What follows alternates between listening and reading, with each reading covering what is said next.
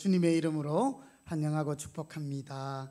우리 한번 앞뒤 잡으러 인사하시겠습니다. 반갑습니다. 네, 사랑합니다. 축복합니다.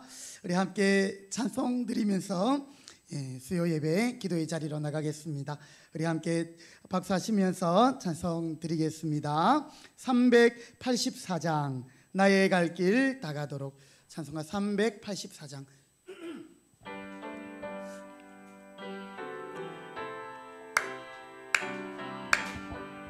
나의 갈 길 다가도록, 나의 갈 길 다가도록 예수 인도하시니 내 주 안에 있는 긍휼 어찌 의심하리요. 믿음으로 사는 자는 하늘 위로 받겠네. 무슨 일을 만나든지 만사형통하리라. 무슨 일을 만나든지 만사형통하리. 나의 갈 길 다가도록 예수 인도하시니 어려운 일 당한 때도 족한 은혜 주시네. 나는 심히 고단하고 영혼 매우 가라나 나의 앞에 반석에서 샘물 나게 하시네. 나의 앞에 반석에서 샘물 나게 하시. 나의 갈 길 다가도록 예수 인도하시. 아멘. 그의 사랑 오직 큰지 말로 알 수 없도다. 성령 감화 받은 영혼 하늘 날아갈 때에 영영 부를 나의 찬송 예수 인도하셨네. 영영 부를 나의 찬송 예수 인도. 3절 한 번 더 하겠습니다. 나의 갈 길 다가도록 예수 인도하시니 그의 사랑 어찌 큰지 말로 할 수 없도다. 성령 감화 받은 영혼 하늘 날아갈 때에 영영 부를 나의 찬송 예수 인도하셨네. 영영 부를 나의 찬송 예수 인도하셨네. 아멘. 할렐루야. 말할 수 없는 주님의 사랑이 지금도 우리를 붙들고 계십니다. 찬송가 374장입니다. 우리 시우는 엄마 옆에 와서 같이 예배 드리세요. 혼자 앉아 있으면 예배에 집중하기 잘 안 되니까 엄마 옆에서 같이 찬송도 하고 예배 드리세요. 374장 우리 같이 한번 찬송 드리겠습니다. 나의 믿음 약할 때.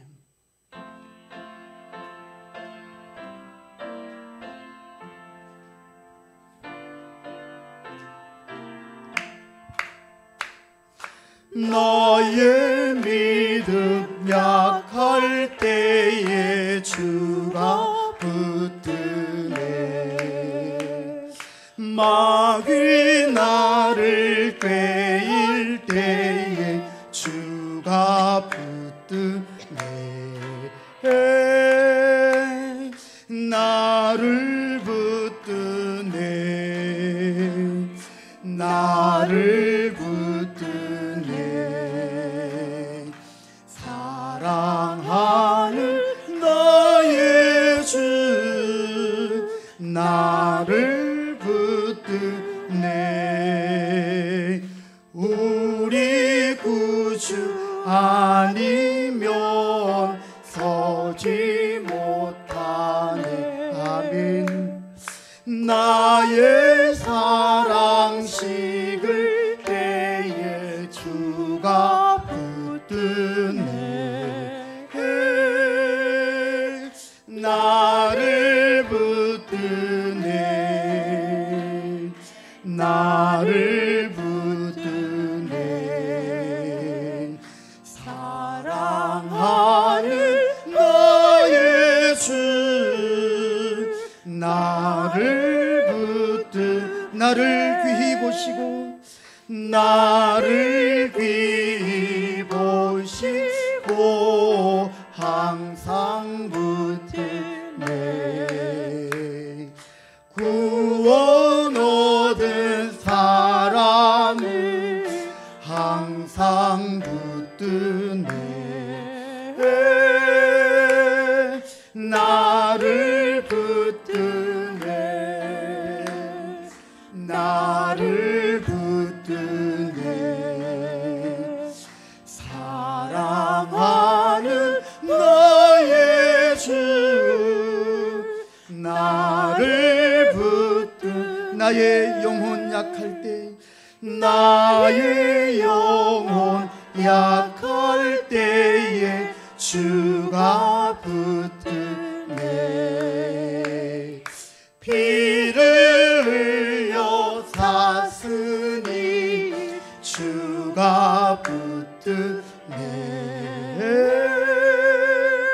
나를 붙드네. 나를 붙드네. 사랑하는 나의 주 나를 붙드네. 아멘. 우리 찬송가 209장입니다. 209장 이 세상 풍파심하고 찬송 한 장 더 드리고 예배 시작하겠습니다.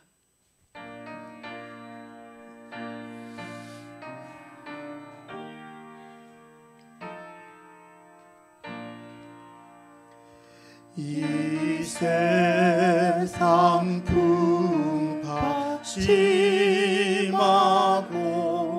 또 혼란 치고 많으나 나 편히 쉬게 될 곳을 주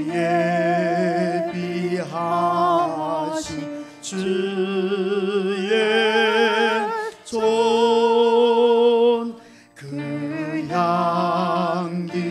향기로운 기름을 주 내게 부어 주셔서 내 기쁨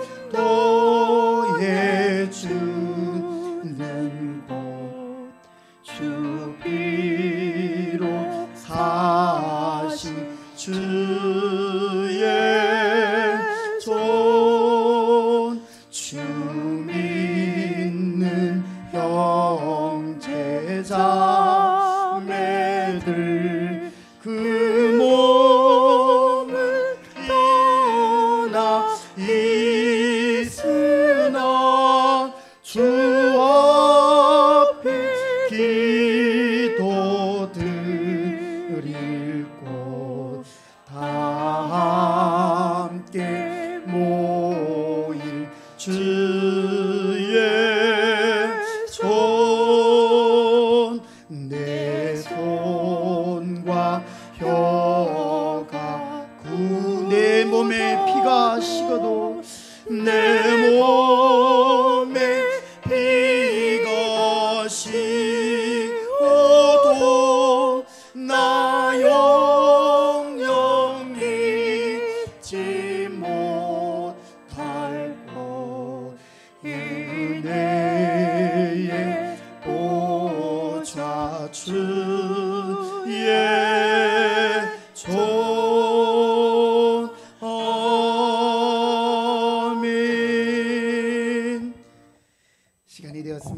우리 다 같이 묵상 기도드림으로 수요 기도회를 시작하겠습니다. 주님 감사합니다.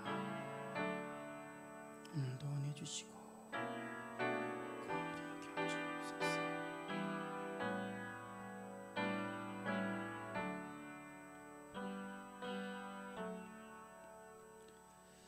할렐루야. 우리 아버지 하나님의 크신 은혜와 사랑을 감사드립니다. 오늘도 주일을 지나간 3일 동안 저희들을 지켜주셨다가 수요 기도회로 함께 저희들을 불러주시고 하나님을 예배하게 하시니 감사드립니다. 이 시간 모인 저희들을 통하여 하나님께서 영광을 받으시옵시고 주의 말씀으로 우리의 심령을 새롭게 하여 주시옵소서. 이 시간도 하나님 우리 가운데 임재하여 주시고 오직 영이신 하나님 앞에 영과 진리로 예배하며 또 온 마음과 정성으로 하나님 앞에 나아가는 이 한 시간 되게 해 주옵소서. 예배를 방해하는 모든 악한 것들을 주께서 물리쳐 주시옵시며 우리의 마음과 생각을 주님 지켜 주시옵소서. 모든 예배의 시종을 주님께 의탁드리며 존귀하신 예수님의 이름으로 기도드립니다. 아멘. 찬송가 257장입니다. 257장 우리 찬송 드린 후에 김민정 집사님 기도하시겠습니다.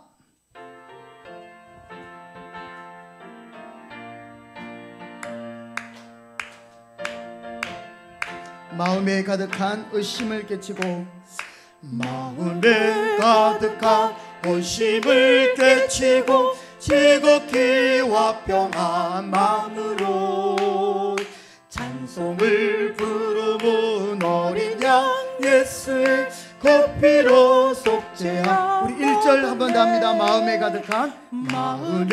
가득한 의심을 깨치고 지극히 화평한 마음으로 찬송을 부르는 어린 양 예수의 그 피로 속죄함 얻었네. 아멘. 속죄함 주 예수 내 죄를 속했네. 할렐루야 소리를 합하여 함께 찬송하세.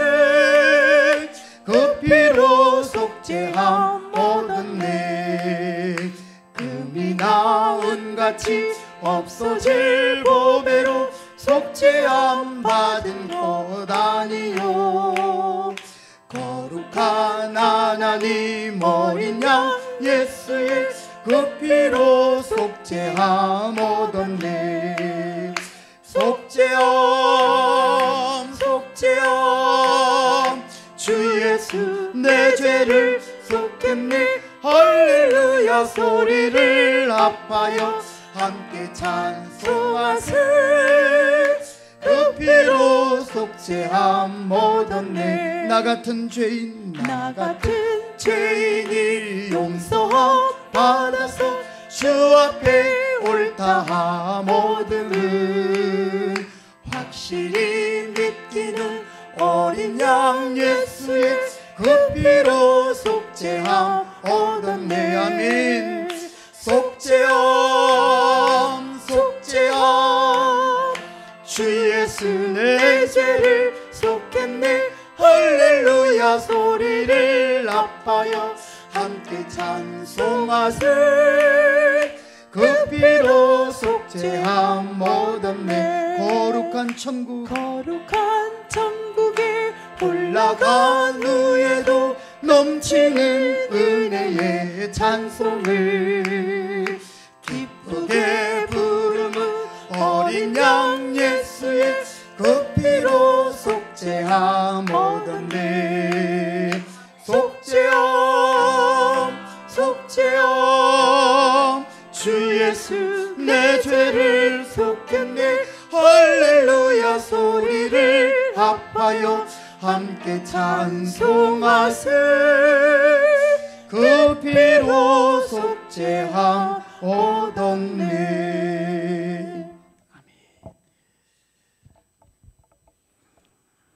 함께 기도 드리시겠습니다. 참 생명이시며 소망이 되신 하나님 아버지, 저희를 자녀 삼아 주시고 아멘. 하나님을 아버지라 부르게 하심을 감사드립니다. 아멘. 예배를 사모하는 마음으로 수요 예배의 자리로 모이시게 하심도 감사드립니다. 주여. 우리의 구원자로 오시어 죄에서 우리를 건져 영원한 생명을 주시고 자녀 삼아 주셨음에도 저희는 말로만 주를 위해 산다고 하며 구원의 감격을 잃어버리기도 합니다. 이런 저희를 용서하여 주시옵소서. 주여. 주님의 길을 가기보다는 세상 유혹을 따라 허황된 것을 더 쫓아가는 저희의 잘못됨을 주님. 이 시간 고백하며 회개하오니 주여. 용서하여 주시옵소서. 아버지. 하나님 아버지, 저희들의 막힌 길을 열어주소서. 아멘. 주님을 갈망하고 저희에게 주님의 음성을 듣게 하여 주시고 아멘. 주님의 뜻대로 살게 하여 주시옵소서. 아멘. 하나님 아버지, 지금은 시기적으로 너무 혼란스럽고 힘든 세상에 저희가 살고 있습니다. 주여. 오랜 코로나 상황으로 인해 예배는 축소되고 또 신앙의 빛을 점점 잃어가는 영혼들도 있습니다. 아버지. 이전 것은 지나갔으니 보라 새 것이 되었다라고 하신 것처럼 과거의 힘든 시간들에 묶여 낙심하며 한탄 속에 있지 말고 주여. 기도에 힘쓰고 하나님 말씀을 마음판에 새겨 아멘. 더욱 주님께로 나아가는 그런 날들이 되어지게 하여 주시옵소서. 아멘. 하나님의 자녀로 이 세상을 살아갈 때 말씀으로 늘 새롭게 변화되어 하나님의 선하시고 기뻐하시고 온전하신 뜻이 무엇인지 분별하게 하여 주시옵소서. 아멘. 그리하여 하나님의 거룩한 빛이 되는 자녀로 살게 하여 주시옵소서. 아버지. 하나님 아버지, 이 시간 저희 금평교회와 성도들을 위해서 기도합니다. 마음이 상하고 힘든 가운데 있는 심령들이 있다면 주님께서 동행하여 주시고 주여. 강건하게 하심으로 다시 일어나게 하여 주시옵소서. 아멘. 하나님 아버지, 식어진 심령이 있다면 불같은 성령으로 임하여 함께하여 주시옵소서. 아멘. 병든 육체로 고통 가운데 있는 사람들이 있다면 주님의 손길로 치유케 하여 주시옵소서. 하나님 아버지, 저희 금평교회 성도들이 서로 사랑함으로 중보하여 서로 기도하고 부족함을 서로 채워나가는 성도들이 되게 하여 주시옵소서. 아멘.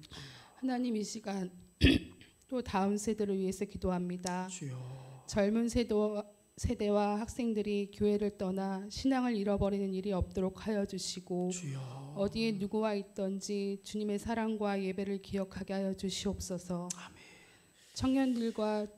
청년들과 주일학교 예배가 다시 부흥하게 하여 주시고 주여. 어린 영혼들이 더욱 주님을 사랑하게 하여 주시옵소서. 아멘. 특별히 이 시간 기도드립니다. 지금 대입과 고입을 준비 중인 학생들이 있습니다. 영과 육을 건강하게 지켜주시고 주여. 하나님의 지혜로운 선택 안에서 좋은 결과가 있도록 하여 주시옵소서. 아멘.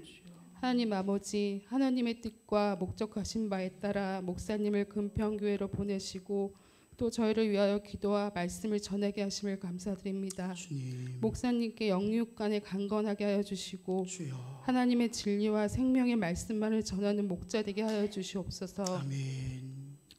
그 말씀을 듣고 힘들고 지친 영혼들이 연약함을 채우고 또 평안함과 하나님의 사랑을 깨닫도록 은혜를 베풀어 주시옵소서. 아멘. 하나님 아버지, 이 예배를 끝까지 지켜줄 줄 믿사오며 언제나 우리 기도에 응답하여 주시는 예수님 이름으로 기도드렸습니다. 아멘. 주님 감사합니다. 은혜 주시옵소서. 주여 긍휼을 베풀어 주옵소서. 함께하여 주옵소서. 아멘.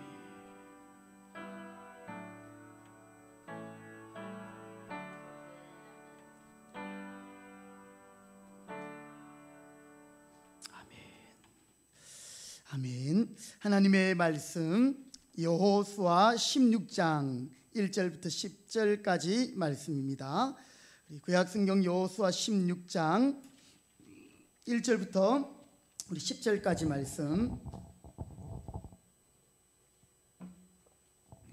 구약성경 344면에 있습니다. 여호수아 16장 1절부터 10절.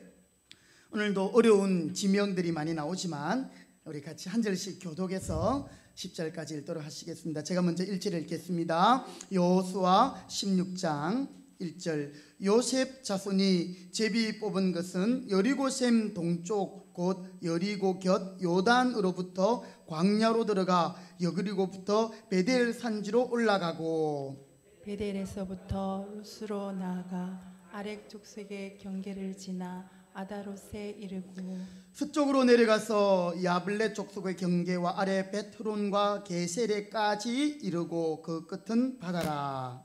요셉의 자손 므낫세와 에브라임이 그들의 기업을 받았더라. 에브라임 자손이 그들의 가족대로 받은 지역은 이러하니라. 그들의 기업의 경계는 동쪽으로 아다롯 앗달에서 윗 벳호론에 이르고 또 서쪽으로 나아가 북쪽 미드마에 이르고 동쪽으로 돌아 다나 실로에 이르러 야노아 동쪽을 지나고 야노아에서부터 아도롯과 나라로 내려가 여리고를 만나서 요단으로 나아가고 또 타푸아에서부터 서쪽으로 지나서 가나 시대에 일어나니 그 끝은 바다라. 에브라임 자손의 지파가 그들의 가족들의 받은 기업이 이러하니고 그 외에 므낫세 자손의 기업 중에서 에브라임 자손을 위하여 구분한 모든 성읍과 그 마을들도 있었더라. 그들이 게셀에 거주하는 가나안 족속을 쫓아내지 아니하였으므로 가나안 족속이 오늘까지 에브라임 가운데에 거주하며 노역하는 종이 되니라. 아멘. 잠시 광고 말씀 드리겠습니다. 우리 제 11월 달부터 좀 완화된 사회적 거리두기가 적용되고 있습니다. 우리 예배도 다 같이 예배를 드려도 되는 형편이 되었습니다. 이제 100명 이하로 우리 교회 수용 인원의 50% 같으면 우리 본당과 식당을 하면 다 같이 예배 드릴 수 있는데요. 당분간 우리 1부, 2부 함께 그렇게 나눠서 예배를 드리도록 하겠습니다. 제가 상황을 봐서 또 우리가 다 함께 모일 수 있을 시간들을 또 기도하면서 정해서 그렇게 예배할 수 있도록 하겠습니다. 오는 주일에는 금사 1목장 외평목장이 1부 예배, 금사 2 소호 2천 목장이 2부 예배를 드리겠습니다.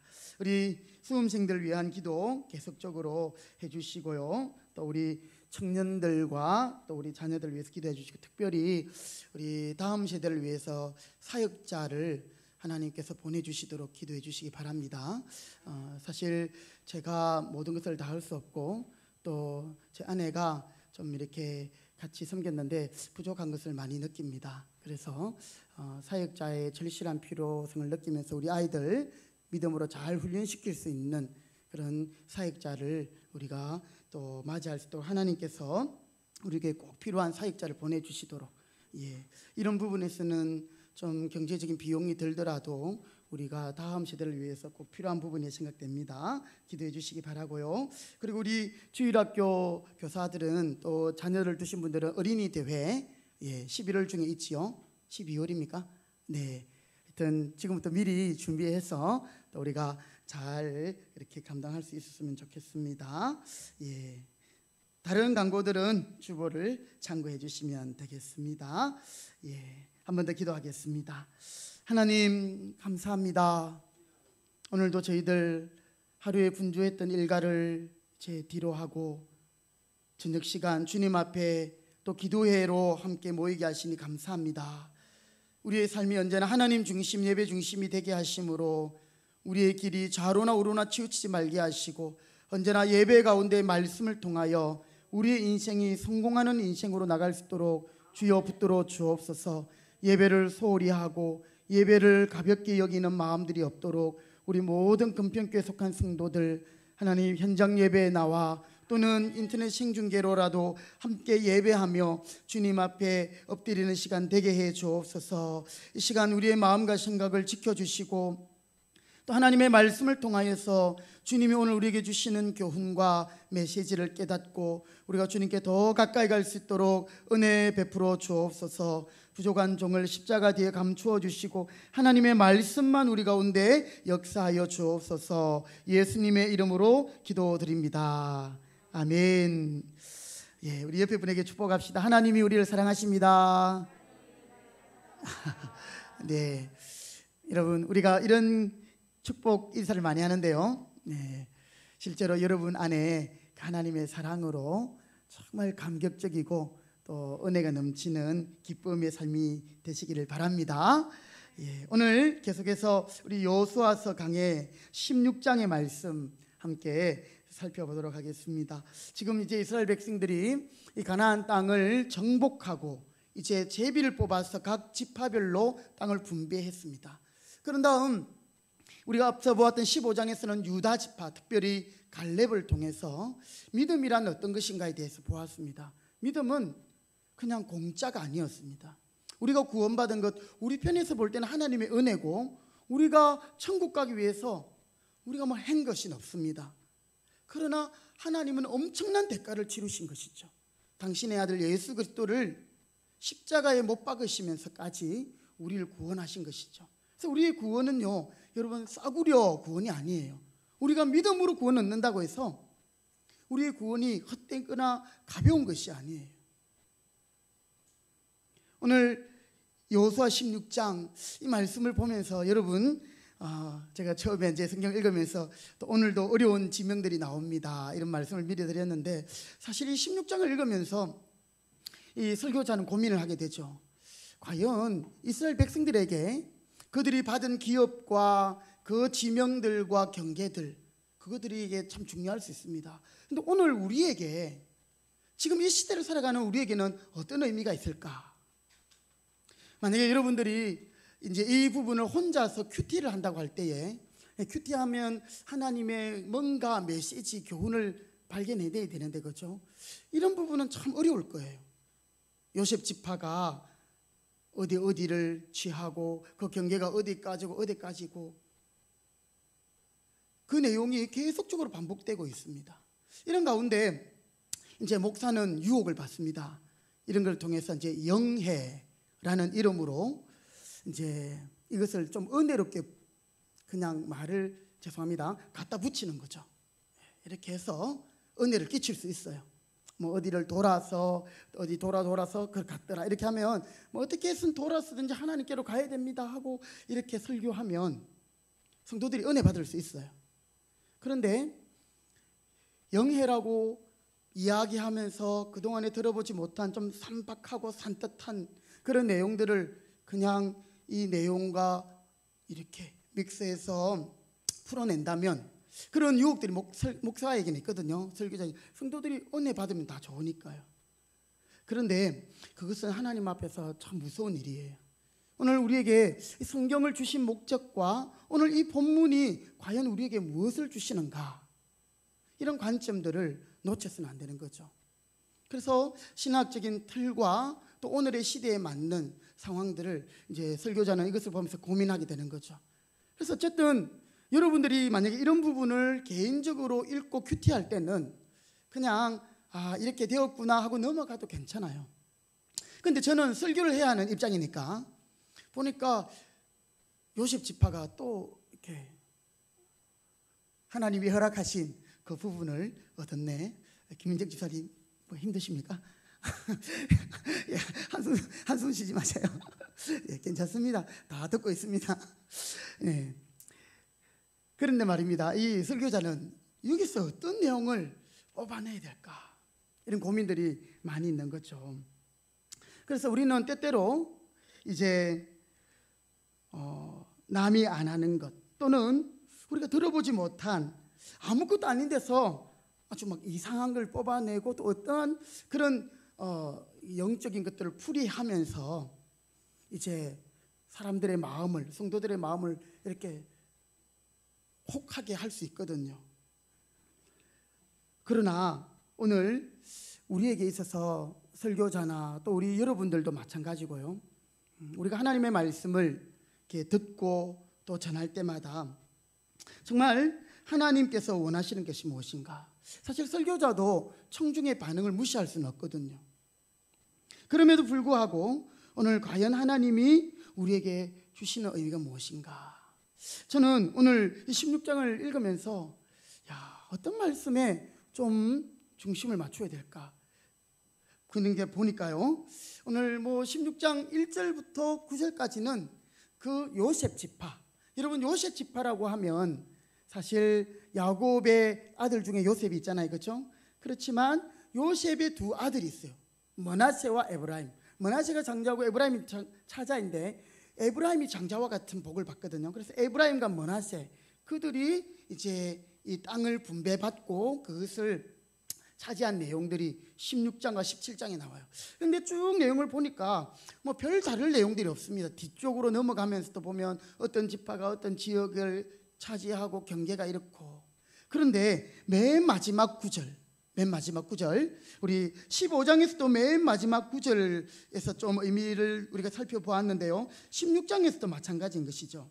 자, 먼저 우리 15장 63절 우리 앞에 바로 있지요. 한번 같이 읽어보시겠습니다. 15장 63절 시작. 예루살렘 주민 여부수 족속을 유다 자손이 쫓아내지 못하였으므로 여부수 족속이 오늘까지 유다 자손과 함께 예루살렘에 거주하니라.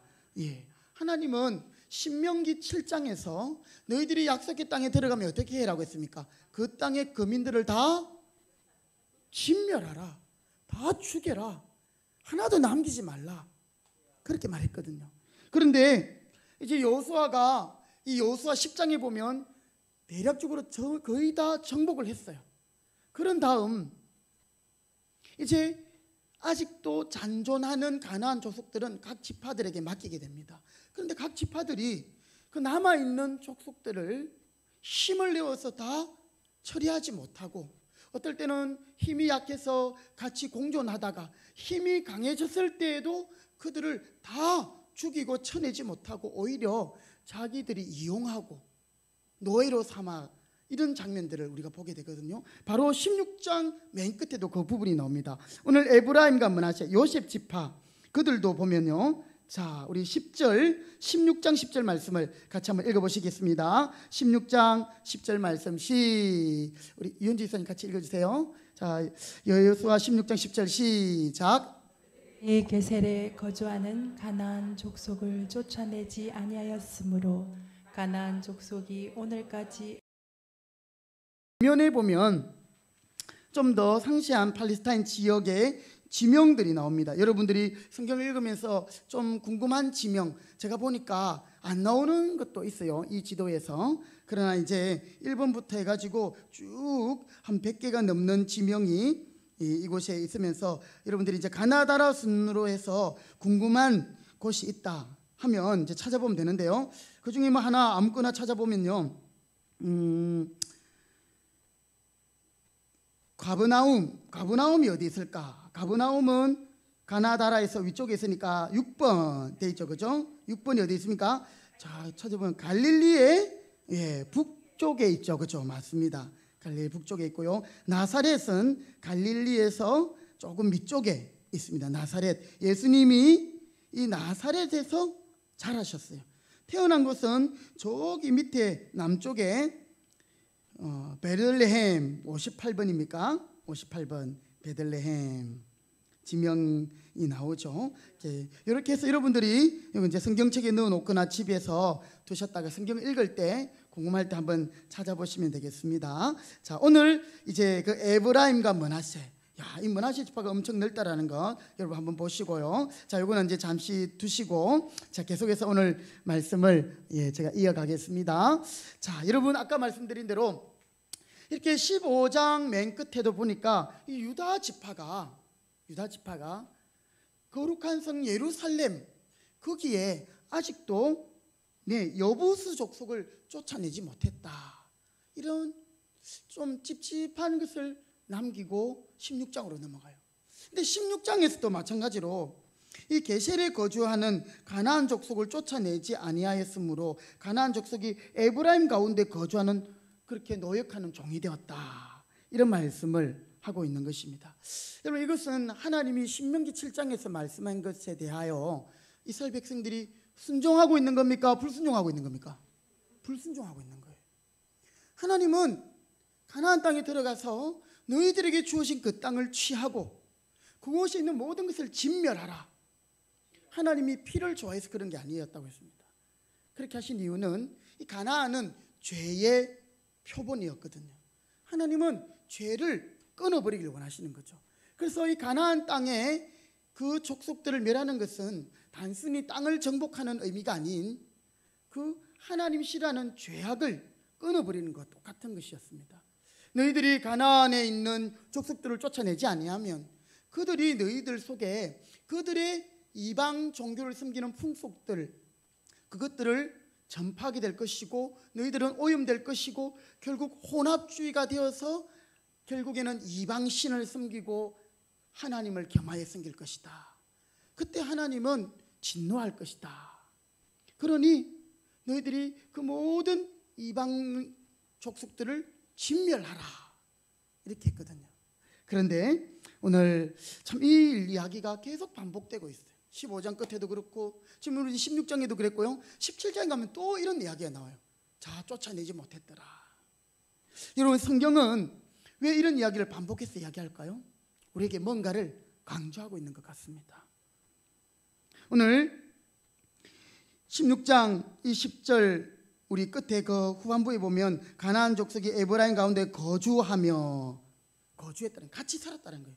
이게 하나님의 말씀에 틀리는 부분이거든요. 근데 오늘 이것을 단순히 우리는 그러면 암린 사람들과 같이 살면 안 되겠네, 이런 식으로 성경을 받아들이면 이거는 오해하는 겁니다. 그렇죠? 예, 그런 의미는 아니고요. 우리 속에 있는 죄악을 하나님이 끊어버리기를 원하시는데 그들은 그 이방 족속과 함께 살았다는 거예요. 거주했다라는 거예요. 그리고 노역하는 종이 되었다. 여러분, 처음에는 어쩌면 이스라엘 백성들이 가나안 땅을 정복했지만 힘이 아직도 이렇게 완전하게 강해지지 못해서 그들을 완전히 끝장내지 못할 수도 있어요. 그런데 점점 이제 이스라엘 백성들은 그곳에 정착해 있으면서 더 힘을 내어서 이제 해야 할 일들을 감당하고 나머지 족속들을 처리해 나가야 되는데, 오늘 이 16장에 나오는 에브라임 지파는 그들과 같이 거주하다가 나중에는 그들을 완전히 끝낼 수도 있었지만 오히려 그들을 이용해서 그들의 종으로 삼았던 거예요. 여러분, 오늘 여기에 아주 중요한 의미가 있습니다. 하나님께서 이스라엘 백성들을 통해서 가나안을 진멸하라, 물론 아주 잔혹하게 무자비하게 그렇게 들릴 수 있지만 사실 하나님께서 그렇게 하라는 말씀은 우리 신명기 7장에서 이미 본 바가 있습니다. 그런데 지금 이 에브라임 지파, 요셉 지파 사람들이 어떤 마음을 가지고 있었냐면, 이 고대 문서에 보면 이 지역이 그때 당시에 아주 강국이었던, 제국이었던 애굽의 영향이 여기까지도 미치고 있었던 거죠. 얼마 전까지만 해도 이스라엘 백성들이 강야를 지나오기 전에 애굽에서 노예로 있었잖아요. 그렇죠? 그때 애굽은 전 세계에서 아주 최강국이었어요. 아주 엄청난 제국이었어요. 그래서 바로는 그 권위가 대단했지요. 그래서 이 지역까지도 그들이 힘을 뻗치면서 조공을 받아내고 그곳에 사람을 다스렸던 것이에요. 근데 지금 이제 노예로 있던 이스라엘 백성들이 출애굽해서 그곳에서 정복하고 그들의 힘이 조금 세지니까 그들이 노예일 때는 어땠습니까? 부르짖고 억압당하며 자유를 달라 하고 그렇게 울부짖던 그들이 지금은 자기보다 더 약한 사람들, 이 사람들을 다시 노예로 삼아서 자기들이 이용하고 있는 거예요.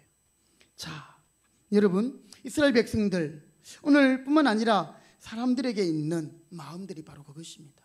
한마디로 말하면 인생은 그 안에 욕심 때문에 하나님의 말씀과 갈등하고 선택의 기로에 있어서 하나님이 분명히 말씀하고 있지만 할 수 있는 대로 핑계를 대고 이유를 찾아내어서 불순종하려고 하는 것이 인간의 본성이라는 것이죠. 아마 성경에는 나오지 않지만 에브라임 족속들이 바로 게셀 족속들을, 게셀에 거주하는 가나안을 쫓아내지 않은 이유들을 우리가 생각해 보면 뭐 그렇게 될 수 있을 겁니다. 첫 번째는 하나님 인간적으로 사실 저 사람들이 우리에게 직접적으로 그렇게 뭐 피해 준 것도 없고 또 인간적으로 우리가 다 죽여버리면 그건 너무 심한 거 아닙니까? 걔네들이 무슨 죄가 있어서 좀 휴머니즘 차원에서 그냥 놔두면 안 됩니까?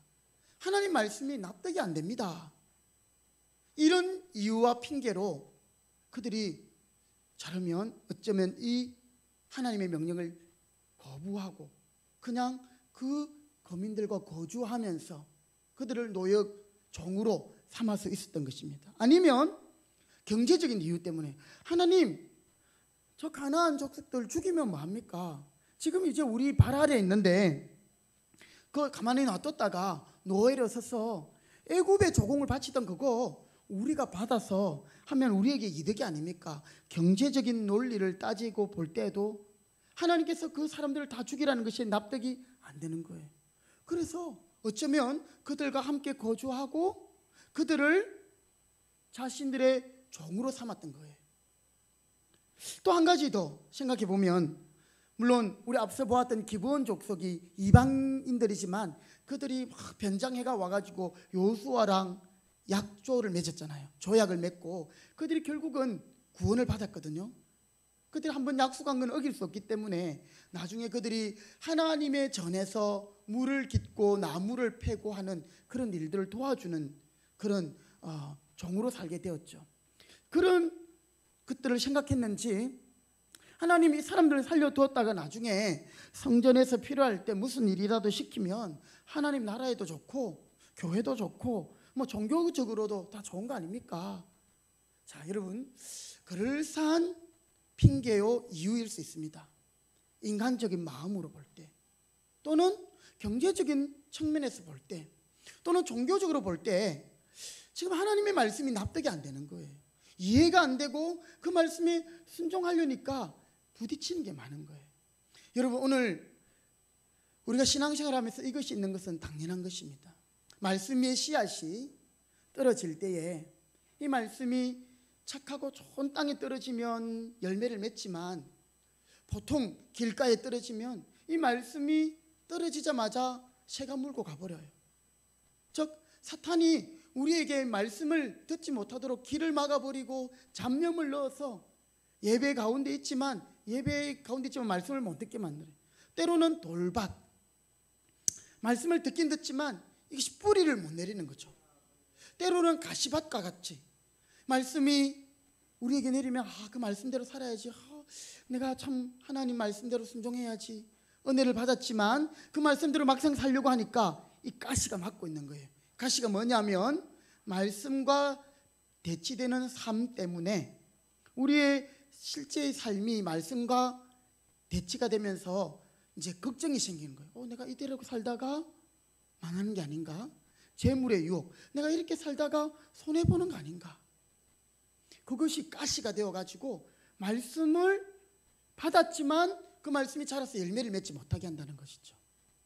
그럼 오늘 이 요셉 지파 에브라임 족속들도 성경에 정확하게 나와 있지는 않지만 그들이 적어도 이런 이유들을 대면서 아마 그들을 쫓아내지 않고 처음에는 힘이 없어서 같이 거주하다가 나중에 그들을 어떻게 합니까? 노역하는 종으로 삼고 있거든요. 그러면 힘이 강해졌다라는 거거든요. 의도적으로 그들이 하나님의 말씀을 배척하고 하나님 앞에 불순종하고 있는 것을 보게 됩니다. 사실 그 앞쪽에 나오는 15장에서 나오는 예루살렘 주민 여부수 족속은 그들을 쫓아내지 못했어요. 쫓아내지 못하는 것과 쫓아내지 않는 것, 안 쫓아내는 것과는 차원이 다릅니다. 그렇죠? 쫓아내지 못했다는 말은 아직 그 이스라엘 백성들의 힘이 역량이 강하지 못하기 때문에 지금도 쫓아내지 못하고 있는 것인데, 오늘 이 에브라임 같은 경우는 그렇지 않았어요. 처음에는 함께 거주했어요. 그러다가 이제 그들이 노역하는 종으로 삼았다. 이 말은 이제 그들을 완전히 지배할 수 있는 상황이 된 거예요. 그때는 아깝지만, 인간적이지 않지만, 또는 그것이 어쩌면 종교적으로 합리화시킬 수 있지만, 여러분 사울 왕이 생각나죠? 사울 왕이 전쟁에 나갔을 때 하나님이 어떻게 했습니까? 다 진멸하라. 그런데요, 이 사울 왕이 좋은 소와 양들을, 흠이 없고 좋은 것들을 가지고 오거든요. 그때 사무엘이 하나님의 음성을 듣고 사울 왕이 갑니다. 왕에게 가니까 막 짐승 소리가 나거든요. 왕이여, 이게 무슨 소리입니까? 너무너무 좋은 거라 하나님께 예배하려고 살려두었다고. 하나님은 예배하기 위해서 좋은 거 남겨두라고 말한 적이 없습니다. 그렇죠? 예. 사울은 핑계로 그것을 댑니다. 그리고 하나님께서 우리의 제사를 기쁘게 받아주시지 않겠습니까? 그때 사무엘이 말하죠. 순종하는 것이 제사를 지낸 것보다 낫고 하나님의 말씀을 듣는 것이 수양의 기름보다 낫습니다. 여러분, 사울 왕도 그 부분에서 실패했던 것을 보게 됩니다. 사울 왕 때까지 계속 완전하게 진멸시키지 못하는 거예요. 나중에 어떻게 됐느냐면요, 솔로몬 또는 다윗, 솔로몬 때에 가서 이제 거의 다 정복을 하고 완전하게 그 나라를 딱 이렇게 앉게 되거든요. 그때 보면 이 게셀 지역, 제가 이 지도에 보니까 여기에 지금 게셀은 안 나오더라고요. 그래서 제가 다른 자료를 찾아보면서 게셀을 찾아보니까 여기 에브라임 지파 여기 보면 벳호론이라고 여기 약간 밑으로 이렇게 끊인 지역인데 요쯤이 되는 게 게셀이더라고요. 그 게셀 지역을 이제는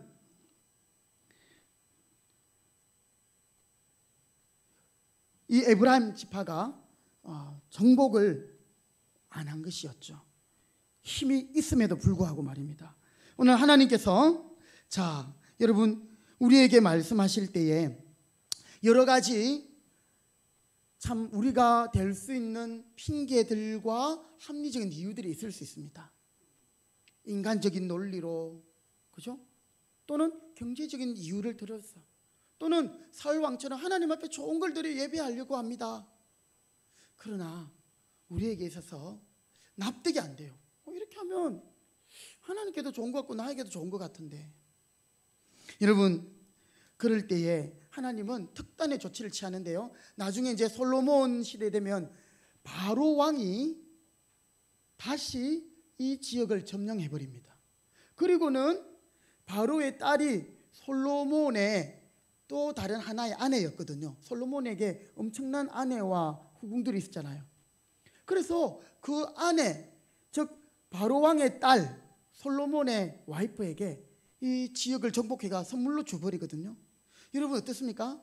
하나님의 백성이 그 땅을 점령하고 치해야 되는데 계속적으로 그것을 못하고 있으니까 하나님이 이방인을 들어가지고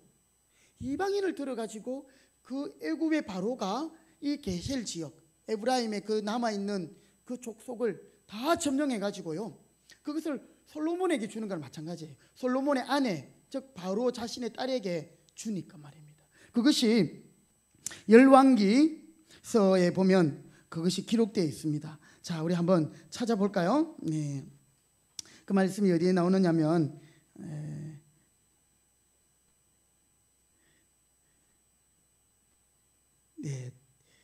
열왕기상 9장 16절에 나옵니다. 열왕기상 한번 넘어가 볼게요. 열왕기상 9장 16절 529면에 있습니다. 열왕기상 9장 16절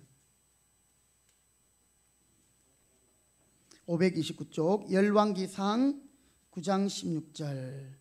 자, 찾으셨으면 우리 한번 손으로 짚어서 우리 자기 목소리가 자기 귀에 들리도록 소리내어서 같이 한번 읽어봅니다. 시작. 전에 애굽 왕 바로가 올라가서 게셀을 탈취하여 불사르고 그 성읍에 사는 가나안 사람을 죽이고 그 성읍을 자기 딸 솔로몬의 아내에게 예물로 주었더니 솔로몬이 게셀과 아래 벳호론을 건축하고.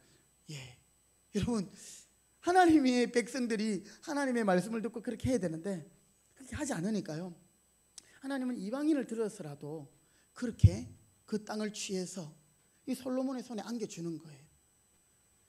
이것은 아브라함의 언약과 또 다윗의 언약을 성취하시는 하나님의 열심을 우리가 보게 되는 것입니다. 타락하고 죄인된 우리는 할 수만 있다면 하나님의 말씀 앞에서 참 어떤 이유를 붙여서라도 우리가 불순종하려는 습성들이 우리 안에 있습니다. 우리의 인간적인 생각으로, 경제적인 논리로 이런 걸 볼 때 납득이 안 되는 거죠. 여러분들도 하나님 말씀을 들을 때 그런 일들이 많이 있잖아요. 비단 말씀 앞에서뿐 아니라 우리가 직장 생활을 하다 보면 상사가 시키는 일이 그럴 때가 있습니다. 납득이 안 될 때가 있습니다. 우리 자녀들, 우리 청소년들, 아이들은 부모님이 시키는 게 납득이 안 될 때가 있어요. 그리고 또 우리 며느님들 예, 시어머니가 왜 이런 요구를 하는지 납득이 안 될 때가 있습니다. 하나님이 쳐들어가서 다 진멸시켜버리고 몰아내버려라 할 때에 이 에브라임 족속들, 그 요셉의 지파들이 납득이 안 되는 거예요. 여러 가지 이유를 붙이며 불순종하는 겁니다. 그 결과 이스라엘 백성들은 오랜 시간 이제 하나님을 숨기는 신앙에 이 세속주의 우상이 들어와서 혼합주의가 되면서 그들은 고통을 겪게 되는 거죠. 이 사사기 시대를 보면 하나님이 이스라엘 백성들을 가만히 두지 않아요. 옆에 있는 이방 민족을 통해서 계속 옆구리에 가시가 되게 만들었다. 여러분, 여기 가시가 있으면 누울 수 있겠습니까? 얼마나 불편하겠습니까? 여러분 중에 혹시 이 갈비뼈 다쳐보신 분 있습니까? 이거 뭐 웃지도 잘 못하고요, 큰 소리도 내지 못하고 그냥 가만히 있으면서 이렇게 보내야 되는 거예요. 대대로 그들이 불순종할 때 고통을 당했던 것입니다. 하나님 보다 못하니까 해결책으로 이방인을 보내는 것입니다. 여러분, 무엇이 옳은 일이겠습니까? 사실 성경에서 우리가 납득이 안 되는 부분들, 이해가 안 되는 부분들이 있을 때 이렇게 말하는 건 좀 곤란하죠. 무조건 믿어라, 믿으면 된다, 무조건 믿어라, 맹목적으로 믿어라. 사실 이것은 바람직한 건 아니죠. 왜냐하면 우리가 찬송을 부를 때도 이렇게 부르잖아요. 듣기도 하며 생각하니 참 진리시로다. 예. 하나님의 말씀은 우리에게 기록되어져 있고 또 설교자를 통해 설교하는 이유는 이것이 우리에게 이해가 되어지고 깨닫게 하기 위해서 그런 부분도 있습니다. 그런데 하나님의 말씀 중에는 우리가 납득하지 못하는, 이해하지 못하는 부분들이 더 많이 있어요. 여러분, 우리가 이해하지 않는 부분들은 우리가 순종할 수 없는 것입니까? 아니에요. 자녀들이 부모님의 말씀에 이해가 안 되고 납득이 안 되지만 그것을 순종할 수 있는 것은 부모님이니까. 그렇죠? 다시 말하면 우리가 하나님의 말씀이 우리에게 이해가 안 되고 납득이 안 되는 부분들이 있어요. 사랑해라, 내 이웃을 위하여 축복해라, 또 하나님 앞에 마음을 다하고 목숨을 다하고 뜻을 다하고 힘을 다하여, 외웠을 때 이렇게 딱 올라오면 됩니다. 외우기 쉽죠? 마음을 다하고 목숨을 다하고 힘을 다하여. 예. 어떨 때는 하나님 그것이 우리에게 안 와닿을 때도 있어요. 그런데 여러분, 하나님이 우리를 사랑하시는 분이라는 그 하나님을 믿기 때문에 우리는 그 말씀대로 순종하는 거예요. 십계명에 있는 말씀들 또는 성경이 주는 교훈들, 내가 도저히 할 수 없고 순종할 수 없는 말씀이지만 나를 너무나도 사랑하시는 하나님이 나에게 그렇게 말씀하시니 그 하나님 사랑 때문에 내가 이해되지 않고 내게 납득이 되지 않지만 그 말씀에 순종하는 거예요. 바로 이것이 믿음이라는 것입니다. 사랑하는 성도 여러분, 오늘 우리는 하나님은 사랑이시고 하나님은 우리를 지으셨고 여전히 우리와 동행하시고 우리에게 가장 선한 뜻을 이루어 가시는 분이심을 여러분, 우리가 믿을 때 우리는 이 말씀에 있는 모든 것을 우리가 믿음으로 취할 수 있는 줄 믿습니다. 예, 그렇습니다.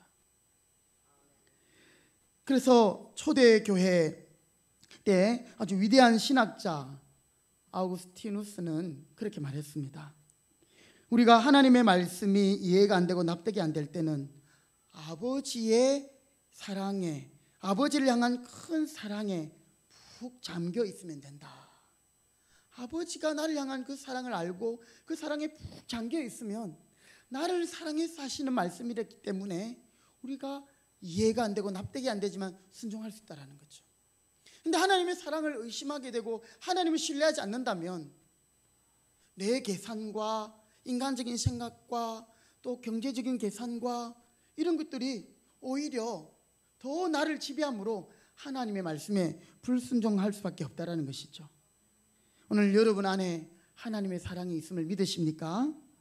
하나님 아버지의 사랑에 깊이 잠겨 있으면, 그래서 우리 예전에 우리 교회 임내성으로 오직 주의 사랑에 매여. 예, 그래서 오늘 제가 예배 전에 그 찬양을 좀 많이 들었어요. 오직 주의 사랑에 매여. 내가 이 길을 갈 수 있는 거예요. 나를 사랑하신 주님이 이리로 올라오라 하시니까요. 우리 예수님이 그랬습니다. 여러분, 우리가 십자가를 보면 납득이 안 돼요. 제자들이 납득이 안 됐잖아요. 어떻게 예수님이 십자가를 지고 죽을 수 있습니까? 이 십자가는 죄인들이 죽는 형벌인데, 자기 선생님이요 주님이신 그분이 죄인, 그 중에 괴수와 같이 벌거벗겨져서 고초를 당하셔서 십자가에 달린다는 것, 이건 납득이 안 되는 거예요. 그래서 제자들이 뿔뿔이 흩어져 버렸어요. 그러나 예수님은 아버지의 사랑을, 아버지의 뜻을 알았기 때문에 그가 말할 수 없는 그런 고뇌 가운데서 기도하면서 그 순간들을 이겨내어서 하나님의 뜻에 순종하시고, 예수님은 결국 하나님의 뜻을 이루심으로 여러분 모든 이름 위에 뛰어난 이름이 되시고 우리를 구원하여 주신 줄 믿습니다. 자, 여러분, 우리가 이것까지 볼 수 있을 때는 거예요. 십자가 아니야, 무거워, 무서워, 짐이야. 그런데 여러분, no cross, no crown이잖아요. 십자가가 없으면 영광이 없는 거예요. 왕은 그 왕관의 무게를 견뎌야 하는 거예요. 여러분, 오늘 하나님의 사랑 가운데 우리가 주님 앞에 순종할 수 있는 그런 믿음의 사람들이 되시기 바랍니다. 이제 하나님의 말씀이 나의 이성으로 도저히 납득이 안 가기 때문에 할 수 없고, 내 생활 방식대로만 내가 신앙생활을 하겠다, 내 방식대로 내 인생을 살겠다, 하나님 말씀하고는 안 맞다, 그러면서도 나는 기독교인이다, 하나님을 믿겠다, 이 말은 성립이 안 되는 말이에요. 오늘 우리가 예수 안에 새로운 피조물이 되었다면, 예수님으로 인하여 구원받았다면, 이제는 우리의 옛자아는 나를 위해 살아갔고 내 중심이 된 삶은 이미 십자가에서 끝난 것입니다. 그래서 우리는 언제든지 하나님께서 말씀하실 때 돌이킬 수 있는 것이죠. 그렇지 않을 때는 하나님은 기필코 하나님의 뜻을 이루고야만 합니다. 바로 왕을 통해서라도. 그렇죠? 여러분, 요즘 새벽에 출애굽기 말씀을 제가 읽고 있는데요, 출애굽기에 보면 이스라엘 백성들이 출애굽에 나올 때 모세가 내 백성을 보내라 할 때 바로가 그냥 내 보내주면 이스라엘이 애굽에는 고통이 없었을 겁니다. 그런데 이 바로가요, 그 완악한 마음이 누구를 떨어지지 않는 거죠. 하나님께서 그냥 내버려 두시는 거죠. 그러니까 재앙에 그들이 섬기는 신이 어떤 것임을 다 깨달을 때까지 고통을 당할 수밖에 없었던 것이었습니다. 여러분, 하나님은 기필코 우리를 통해서 하나님의 뜻을 이루시는 것입니다. 그래서 우리는 항상 하나님의 선하심을 믿고, 내가 지금 이해할 수 없고 납득이 안 되고 그렇게 하는 말씀이 있다 할지라도 오늘 우리가 그 하나님의 사랑에 잠겨서 그 하나님이 말씀하시니 우리는 그 말씀을 따라 순종할 수 있는 그런 믿음의 삶으로 하나님께 영광 돌리는 저와 여러분 되시기 바랍니다. 나를 사랑하시는 하나님의 그 사랑에 감격하고 잠겨서 하나님 따르는 우리, 거기에는 나의 욕심이 있으면 주님을 따르지 못하게 되는 것이죠. 여러분, 우리의 욕심과 계산이 우리를 승리하게 만드는 것이 아닙니다. 하나님이 복의 근원임을 다시 한번 기억하시고, 오늘도 이 말씀을 통해서 우리가 주님의 사랑으로 주님의 말씀대로 순종할 수 있는 우리 모두 되시기 바랍니다. 아멘. 기도하시겠습니다. 하나님 감사합니다. 오늘 하나님께서 이스라엘 백성들에게 약속으로 주신 땅이지만, 이스라엘 백성들은 신명기 7장에 나오는 말씀대로 그 땅의 백성들을 다 진멸하지 않고, 때로는 그들의 힘이 부족해서, 때로 힘이 강하였지만 그들을 끝내지 않고 오히려 자신들이 이용하면서 합리적인 이유를 들면서 하나님의 말씀에 불순종하며 거역하였습니다. 그때 그들에게는 끊임없는 고통과 옆구리의 가시가 되었고, 참 하나님의 뜻을 이방인을 통해서 이루는 그 역사를 우리가 보게 됩니다. 하나님, 오늘 우리 안에 나의 욕심 때문에, 또는 나의 인간적인 생각이나 또 경제적인 계산들, 또는 나의 합리적인 핑계로 인하여 하나님의 말씀이 너무나도 분명하고 우리가 회개하였던 부분이 있었지만 다시 우리가 또 그 자리에 돌아가고 있지는 않는지 우리 자신들을 주님 불쌍히 여겨주시고 새롭게 하여 주옵소서. 예수님의 이름으로 기도드립니다. 아멘. 우리 찬송가 429장 찬송 드리겠습니다.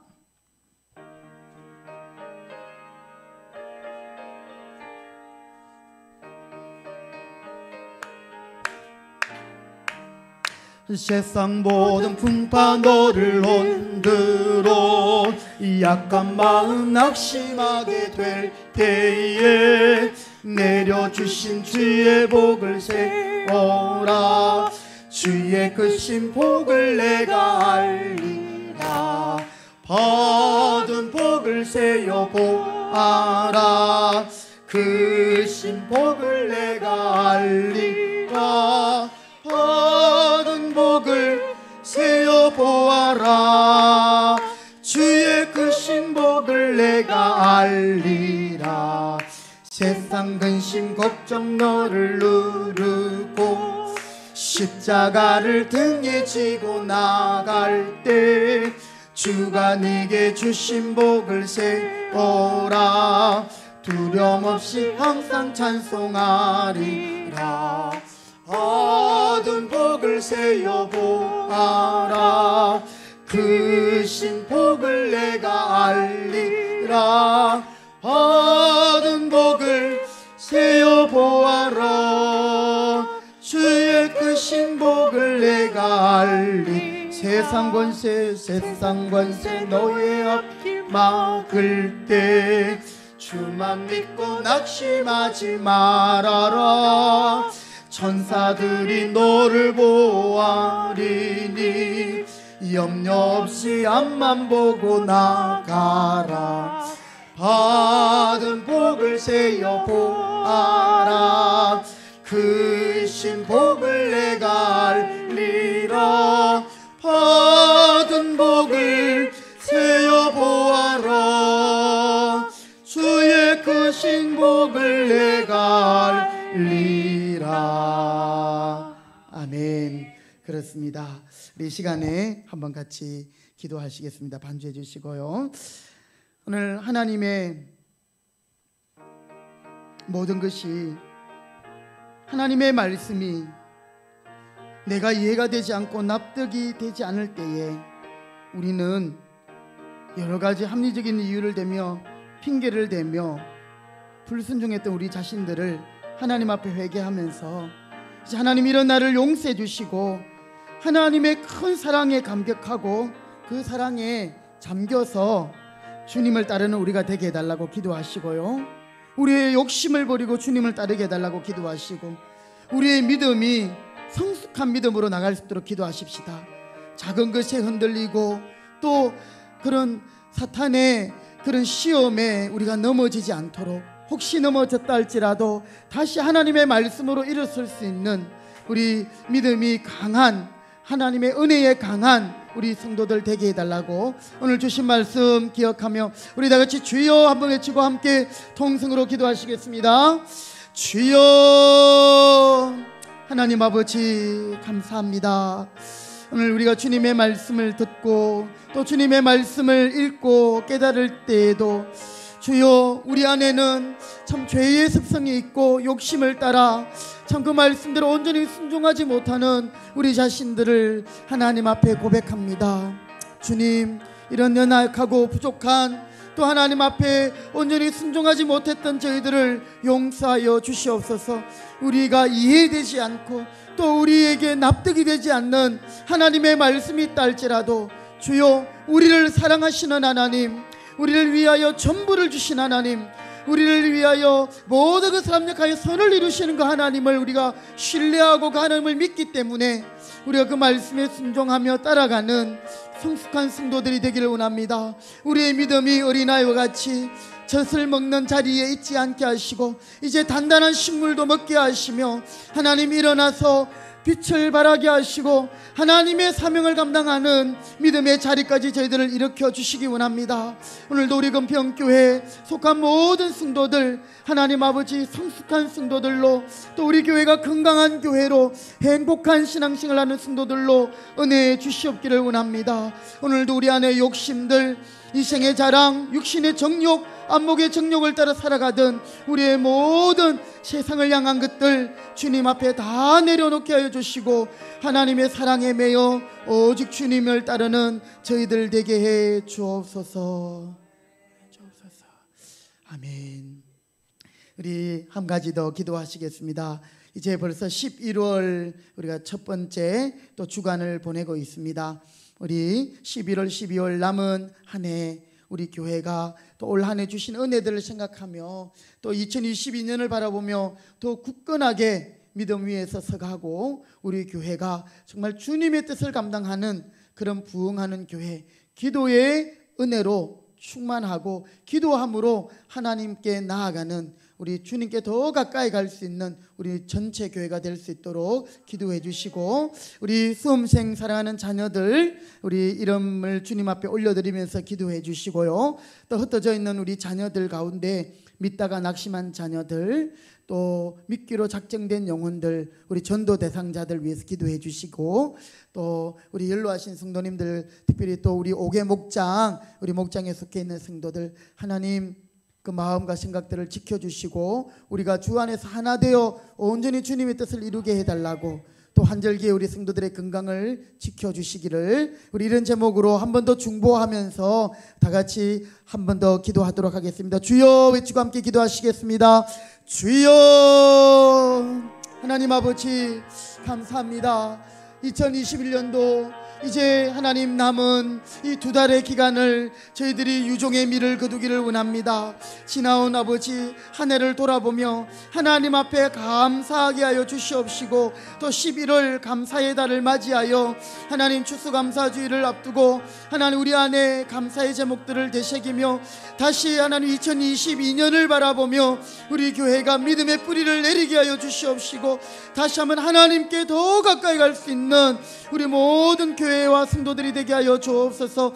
하나님 코로나의 상황 때문에 또 저희들의 마음이나 생각이나 우리가 하나님을 향한 열정들이 식어져 있다면 다시 주님께로 가까이 이끌어 주시옵시고 하나님 우리 모든 성도들의 가정마다 성령의 충만함을 더하여 주시옵시고 하나님 또한 교회마다 가정마다 찬송이 울려 퍼지고 하나님의 말씀이 넘쳐나게 하여 주시옵기를 원합니다. 특별히 교회 가운데 하나님 기도의 부흥을 주시니 감사합니다. 하나님 새벽을 깨워 기도하는 성도들이 많아지게 하시니 감사합니다. 더욱 하나님 앞에 기도함으로 주님의 뜻을 이루게 하여 주시옵시고 하나님의 뜻이 이루어지기를 원합니다. 우리 옥외 목장과 강남저 전도회와 또 우리 기관들을 붙들어 주시어서 하나님 아버지 참으로 이 시대를 또 잘 하나님 견디며 버티며 인내함으로 또 새로운 2022년을 바라보며 힘껏 준비하고 나갈 수 있도록 도와주시옵소서. 하나님 다시 한번 기도합니다. 사랑하는 우리 자녀들 수험생 자녀들 하나님께서 그 앞길에 시온의 대로를 열어주시고 주님께서 그 인생을 책임져 주시기 원합니다. 하나님을 의지하고 하나님을 바라볼 때에 하나님이 큰 은혜 주실 줄 믿습니다. 주여 함께하여 주옵소서.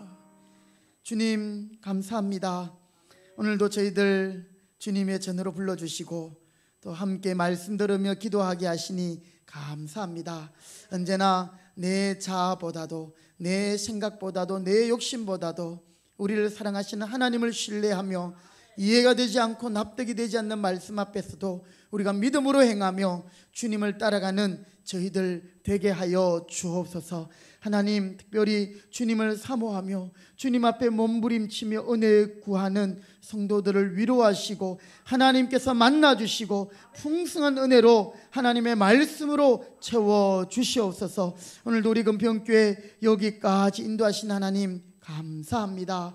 주님의 은혜가 아니면 교회가 설 수 없고 성도들이 또 은혜 가운데 살아갈 수가 없습니다. 교회 전체 평안을 더하여 주시옵시며 하나님, 우리가 피스메이커로 화평을 만들어가는 자로, 때로는 우리가 희생하고 수고할지라도 하나님의 평안을 우리가 이루어가게 하여 주시고 또 하나님의 귀한 도구로 쓰임받도록 저희들을 붙들어 주옵소서. 하나님, 우리 입시철입니다. 사랑하는 자녀들, 또 대입을 앞두고 고입을 앞두고 있는 자녀들 한 명 한 명 지켜주시고, 학업 가운데 있는 자녀들에게 정말 하나님의 꿈을 가지고 준비하며 열심히 공부하며 지혜롭게 하나님 이 학창시절을 보내게 하시고, 무엇보다도 그 삶에 하나님이 중심되는 삶이 되게 하여 주옵소서. 환절기에 우리 연로하신 성도님들 건강을 지켜주시며 우리 옥외 목장과 각 기관들을 하나님 능력의 장중에 붙들어 주시옵소서. 남은 한 주간도 하나님께서 우리에게 맡긴 사명들 생각하며 기도하게